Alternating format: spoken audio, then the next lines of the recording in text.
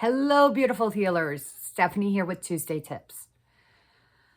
Last week I was at a wealth retreat, so I did not do a video. And I just came off a training with my coach and mentor today that really shifted my thinking. And I want to talk to you a little bit about it. So today's tips are going to be all around show me the money. That's not my best Cuba Gooding Jr. impression, but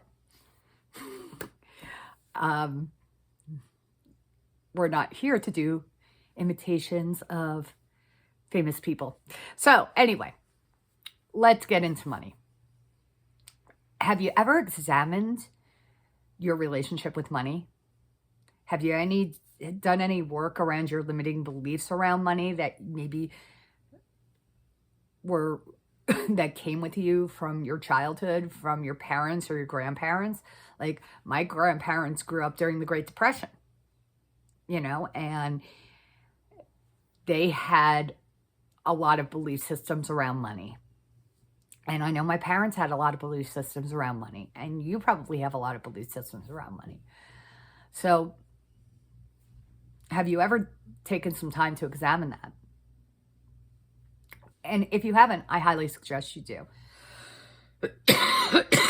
Excuse me. Coming off the wealth retreat, I got a little cold because I'm still integrating all of the great information and downloads that I got during the week. But I still have that lingering cold. So anyway, and when you think about it, I live in the United States. I don't know where you're joining me from, but in the US, we are actually encouraged to go into debt. It's something, the American dream, grow up, get a good job, buy a home. Well, the way Robert Kiyosaki defines a house. Let me take a step back. Years ago, I read the book Rich Dad, Poor Dad, and that really shifted the way I thought about money. One of my tips for you is to read that book. It's a great book about how to think about money and assets and liabilities. And if you want to own a business and be in business for yourself, you need to start thinking about things in terms of assets and liabilities. And as part of the American dream, and this really hit home for me when I read this, was your home, an asset is anything that's going to bring money to you. A liability is anything taking money out of your pocket. So is your home an asset? Chances are it's not. Chances are every month you are paying a mortgage payment, you're paying insurance, you have to pay utilities for that home, your internet, your phone, whatever, electric, maybe water, your taxes. So is your home an asset or a liability? Now, if it's an investment property and it's taking money out of your pocket, that's okay. It could still be an asset as long as there's even $1 left over at the end of the month from you paying all the bills. If it put something in your pocket instead of just taking from your pocket, it is an asset.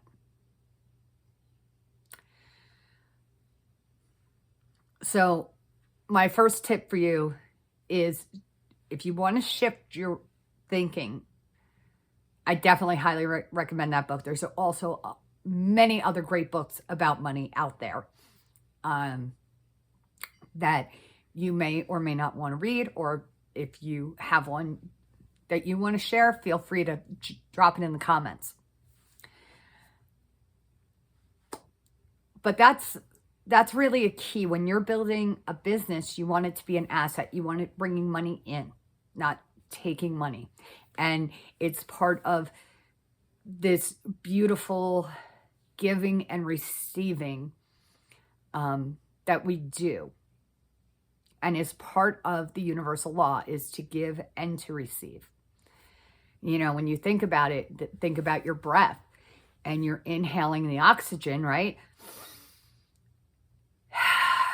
And then you're exhaling. And in breath work, we typically exhale a little bit longer than we inhale for. And when we exhale, we're giving off that carbon dioxide, right? Which then the plants, the trees around us, they inhale that carbon dioxide and they exhale the oxygen for us, right? So there's this beautiful giving and receiving cycle that happens. And so when you're thinking about your business and you're thinking about money, there needs to be this beautiful giving and receiving that happens as well. So to shift your thinking just this much, I highly recommend that book. Reading that book and understanding what's an asset and what's a liability. Okay? So that's my first tip for you. Second tip for today is, as I started this video off, you may have asked yourself in the past, what is my relationship with money? And you may have done some work around that. But have you ever asked yourself, what is my relationship with debt? I know I've never asked myself that question. And when I started to think about it today in my coaching session with my mentor, I was like, that's really interesting. Because the first year that I got a credit card, when I was 18, in the United States, back in the 80s, you were able to write your credit card debt off of your taxes.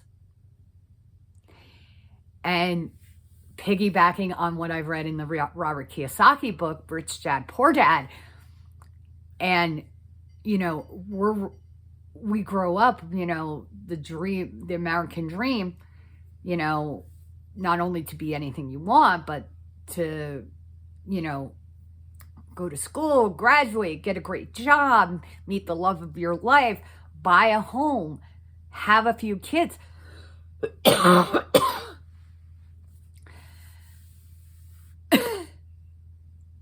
That was the American dream. And actually, in more movie trivia, the movie Picture Perfect with Jennifer Aniston, there was a scene in it where her boss, because she's single and she's young and she's fun, and he's demonstrating to her that like all the executives around her have enormous debt, and that he gave them promotions because he knows that they can't go anywhere, that as employees they're secure because they need the paycheck from him.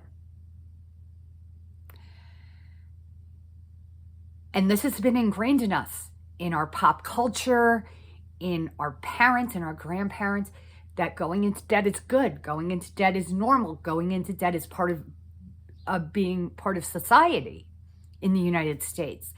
And you get big tax breaks. You used to get a tax break on your credit card interest. You still get a tax break on the interest you pay on your mortgage.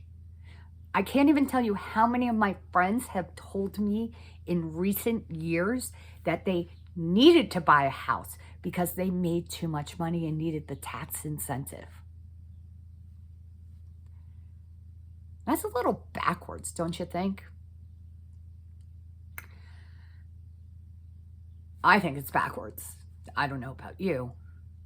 You think it's backwards? Yeah.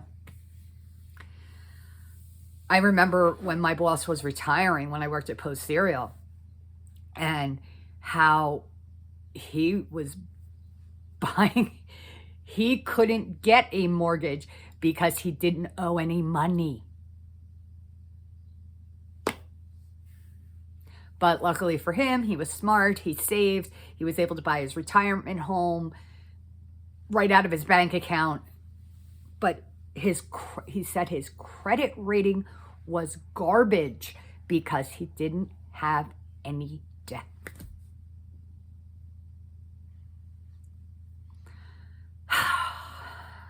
Take a breath into that.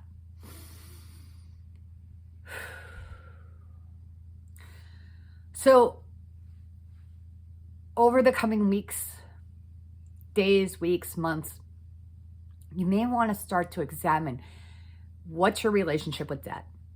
Because just like money, debt is energy. And it's an energy that we usually think of as negative, right? And we feel the pressure when we talk about, oh God, I feel the pressure. I feel tense when I have to pay bills. When I've got to go into my check, and then you see the checking account go down, and you've worked so hard for that little bit of money, and got to pay the rent, or and I always get stressed out. I know that when it comes to doing money, like, I can't have anybody talking to me. I've got to be in a total bubble. I don't know about you, or maybe it's something you don't even want to talk about. Like, you let somebody else handle it. But what's your relationship with money like? What's your relationship with debt like? And my mentor said that today, and I was just like, wow. So I'm definitely going to be examining that over the next days, weeks, months, maybe even years. I mean, I've been doing work with money for years. I'm sure I'm going to be doing work with debt for years as well. And then my final tip and piece of advice that I have for you today is to get yourself a freedom fund. And I didn't even realize I was doing this. But when I get some money, the first thing I do is I pay myself. Even if it's only $1. I also wait tables, so I give myself a minimum per shift. And I have a jar, which I turns into a wishing well. You know what? I'm going to grab it. I'm going to show it to you guys. One moment.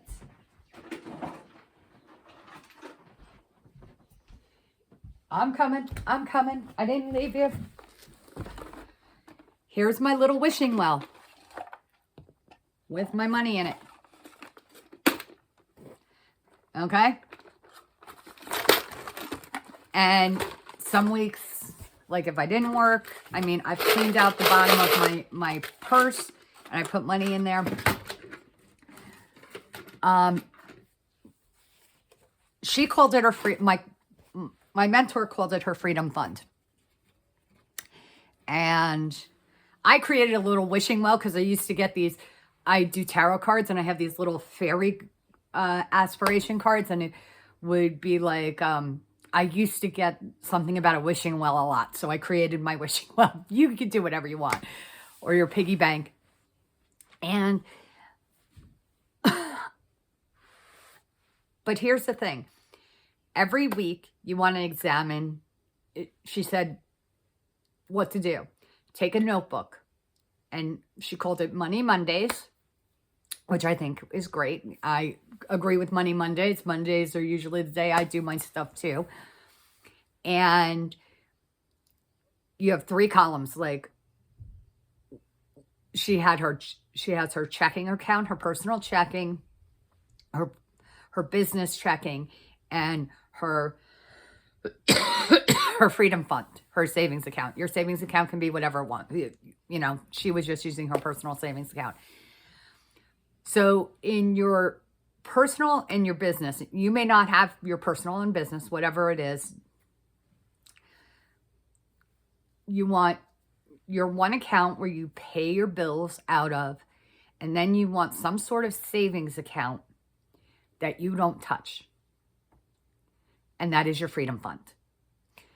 And in that account, it needs to go up every single week, even if it's 50 cents, even if it's $1, whatever it is for you. It's just that it continues to go up and up and up. And this is eventually going to change your mindset. When you see the money just increasing, because let's face it, in your personal checking, it's going to go whoop, whoop, whoop, whoop, right?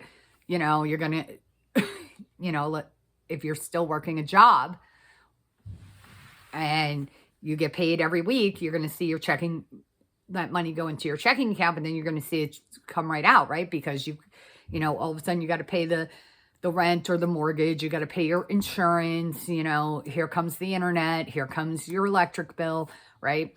Here comes food and groceries. Your freedom fund, you do not touch. And as I said, you can even start with just $1. Clean out the change in the bottom of your purse. Whatever it is, make that commitment to yourself. Because money is attracted to money. And as that grows, your confidence is going to grow and money is going to be attracted to you as well. So my 3 tips to show me the money this week are: first, understand the definition of asset and liability. Excuse me, if you are going into business, you really need to know the difference, because especially when you are spending money and you are investing in your business, you need to know whether it's an asset or a liability. Is this something that's going to bring money to you, or is this something that you just have to pay for?